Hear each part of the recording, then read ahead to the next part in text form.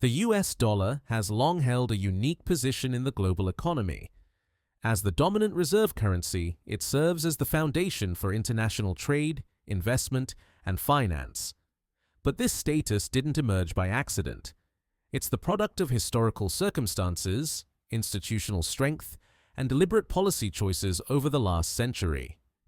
In this presentation, we'll explore how the dollar came to hold such power, the implications of that power for the United States and the world, and the intricate link between the dollar's role and the US trade deficit. This relationship between reserve status and persistent trade imbalances is at the heart of a global system that delivers both benefits and risks. Understanding how this system works is key to making sense of debates over tariffs, reshoring, inflation, de-dollarization, and the future of globalization itself. This is not just a story of currency, it's a story of geopolitics, economic influence, and the trade-offs of global leadership. A reserve currency is one that is held in significant quantities by central banks and other financial institutions around the world. It serves as a store of value, a medium of exchange for international trade, and a benchmark for pricing key commodities like oil, gold, and food. The US dollar is by far the most prominent reserve currency today, accounting for nearly 60% of all central bank foreign exchange reserves. But being a reserve currency is about more than just size. It requires stability, legal clarity, and the trust of the international community. Reserve currencies must be backed by large, liquid financial markets that allow investors and governments to hold assets with confidence. This makes the dollar not just a convenient tool, but a critical piece of the plumbing that keeps global finance running smoothly. The rise of the dollar can be traced back to World War II. As the war ended, much of Europe and Asia lay in ruins, while the United States emerged economically stronger than ever. In 1944, at the Bretton Woods Conference, delegates from 44 allied nations agreed to a new global monetary system. It made the US dollar the anchor of international exchange, pegged to gold, while other currencies were pegged to the dollar. This arrangement gave the dollar a central role in global finance. The US held over 2/3 of the world's gold reserves and had unmatched industrial capacity. More importantly, its financial and legal systems were stable and transparent. The dollar became the global yardstick of value, and American economic strength made it the currency that the world trusted and used. By the late 1960s, the Bretton Woods system was under pressure. As US spending increased, particularly during the Vietnam War and Great Society programs, the US began running trade and budget deficits. Foreign governments started doubting whether the US could maintain the gold peg. In 1971, President Richard Nixon made a bold move. He ended the dollar's convertibility into gold. This marked the end of the Bretton Woods system and the beginning of the fiat dollar era. Many thought this would shake the dollar's global status, but the opposite occurred.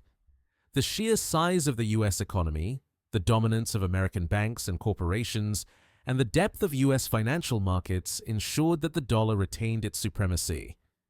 Despite no longer being backed by gold, it remained the most liquid and trusted currency in the world, a status it still holds today. In the wake of the gold standard collapse, the US needed to reinforce global demand for its currency. It found a powerful solution in oil.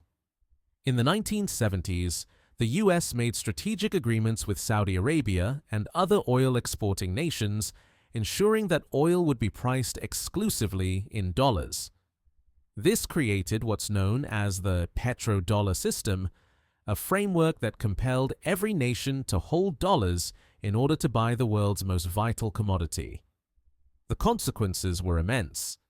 Not only did this create artificial and enduring demand for the dollar, but it also tied energy security to the American financial system. Even countries that were politically distant from the US had to earn or acquire dollars to participate in global energy markets. Over time, the petrodollar became a cornerstone of the dollar's global dominance, reinforcing its reserve status well beyond traditional trade or investment needs. The US dollar isn't just powerful because of its history, it's powerful because of its utility. Global trade functions best when transactions are denominated in a widely accepted, stable, and liquid currency. The dollar meets all these requirements. It's used to settle international transactions, price globally traded commodities, and serve as the default currency for global debt issuance. From wheat to smartphones, the dollar is the language of commerce. What reinforces this role is the depth and openness of US financial markets. Investors and governments holding dollars can easily deploy them into US Treasury bonds, corporate debt, equities, or real estate. This ease of entry and exit, combined with political and legal stability, gives dollar assets an unmatched advantage. The dollar isn't just convenient, it's safe. And in uncertain times, safety becomes a global priority. Many critics see the US trade deficit, the fact that America imports more than it exports, as a weakness. But in the context of reserve currency economics, it's actually a feature of the system. The US must run trade deficits in order to provide the rest of the world with dollars. These dollars are then recycled as reserves, used to buy US debt, or reinvested in American businesses and assets. This outward flow of dollars is the fuel that keeps the global financial system functioning. Without it, countries would struggle to settle trade, service debt, or stabilize their own currencies. Ironically, efforts to fix the trade deficit by limiting imports or forcing balanced trade could actually destabilize global markets by removing the very dollars those markets depend on. Most countries that run persistent trade deficits eventually face financial crises. They rely on foreign currency loans and can't print the money they owe. But the US operates under a different set of rules. It borrows in its own currency, the very currency everyone else needs. US Treasury bonds are not just safe, they're in demand. Countries like China, Japan, and Germany hold hundreds of billions in US debt, not as a burden, but as a strategic asset. This unique position allows the United States to sustain deficits that would cripple other economies. Low interest rates, strong capital inflows, and the dollar's status as the ultimate safe haven all give the US financial flexibility. This doesn't mean deficits are without risk, but it does mean that they don't operate under the usual constraints, a fact that global policymakers understand, even if domestic critics often do not. In the 1960s, economist Robert Triffin identified a core paradox for any country that issues the world's reserve currency. To provide the world with sufficient liquidity, the reserve country must run large trade and capital account deficits. But over time, those deficits can undermine confidence in the currency itself. This is known as the Triffin dilemma, and the United States lives it every day. On one hand, global markets need more dollars to grow. On the other hand, each dollar the US supplies through deficit spending slightly erodes faith in its fiscal discipline. If the US stops running deficits, it starves the world of liquidity.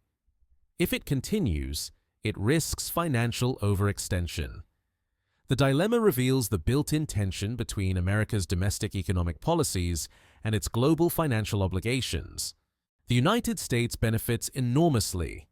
It can borrow more cheaply than any other nation, finance deficits in its own currency, and exert significant geopolitical influence simply by controlling access to dollar-based financial channels. But other countries benefit too. Exporters get access to a massive consumer market. Central banks gain a stable asset to anchor their reserves, and investors enjoy deep, rule-of-law financial markets. Beyond national governments, the global financial system benefits from predictability. From trade finance to sovereign debt issuance, the dollar acts as a common reference point, simplifying transactions and reducing currency risk. It's no surprise that even during financial crises or when tensions with the US rise, global capital still flows into dollar-denominated assets. Trust, scale, and reliability make the dollar system a cornerstone of modern economic life. While the dollar remains the world's dominant currency, its reign is not guaranteed. There are growing concerns that rising US debt levels, political instability, and inflation could undermine global confidence in the dollar. If trust is lost, the system could start to unravel, not all at once, but gradually, as countries look for safer alternatives. This is already happening at the margins, with some countries building trade agreements that bypass the dollar. Additionally, geopolitical tensions, such as the US use of sanctions or tariffs, have made some countries wary of over-reliance on the dollar. China is pushing for the internationalization of the yuan. The European Union wants to elevate the euro. Some nations are exploring digital currencies that could bypass traditional systems altogether. Though the dollar remains unmatched for now, these risks represent real pressure points that could shift the balance over the coming decades. De-dollarization refers to the strategic effort by countries to reduce their dependence on the US dollar. It is both a financial and geopolitical response to a world perceived to be too heavily influenced by American monetary policy and political leverage. In practice, we've seen Russia and China settle more of their bilateral trade in rubles and yuan. Iran, Venezuela, and others have been experimenting with non-dollar oil sales. But replacing the dollar is easier said than done. It's not enough to convince a few governments to try new settlements. You need deep and open capital markets, trust in the legal system, an independent central bank, and the political stability to back the currency long term. No rival currently meets all of these criteria. De-dollarization may gain ground slowly, but no currency has yet emerged with the infrastructure to take the dollar's place. One of the most misunderstood features of the current global system is the role of the US trade deficit. Domestically, politicians criticize it as a loss of jobs or manufacturing strength. But internationally, it is the mechanism that pumps dollars into the world economy. If the US were to dramatically shrink its trade deficit, for example through aggressive protectionism or full-scale reshoring, it could choke off dollar liquidity globally. This would cause ripple effects across the globe. Countries that rely on exports to the US would lose demand. Nations that stockpile dollar reserves to stabilize their currencies might see sudden shortfalls. And global debt markets, which rely on dollar instruments, could become unstable. In this light, the US trade deficit is not just an economic imbalance, it's a structural necessity for the current world order. Any effort to alter it must be handled with extraordinary care. Technically, yes, the dollar can be replaced, but in practice, no alternative currently meets the full set of requirements. The euro has scale and credibility, but lacks fiscal unity across the EU. The Chinese yuan has ambition and growing reach, but is constrained by capital controls, legal opacity, and political risk. Other contenders, from digital currencies to regional coalitions, are still far from providing the global financial infrastructure that the dollar enables. What makes the dollar irreplaceable, at least for now, is the combination of trust, liquidity, and institutional strength.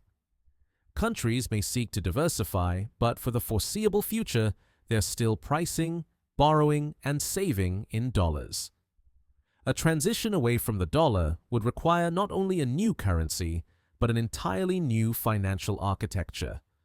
One with comparable legal protections, global buy-in, and confidence that it can weather the storms of global finance. The dollar's dominance is both an incredible advantage and a complex burden for the United States. It allows the country to borrow at low cost, import goods cheaply, and exert tremendous influence on global finance. But it also requires the US to maintain deep deficits and constant dollar outflows to keep the system running. That creates political friction at home and growing scrutiny abroad. The world has come to depend on a currency that serves both American and global interests, sometimes in tension with each other. Managing that balance is one of the great economic and diplomatic challenges of our time. As the world changes, so too will the pressures on this system.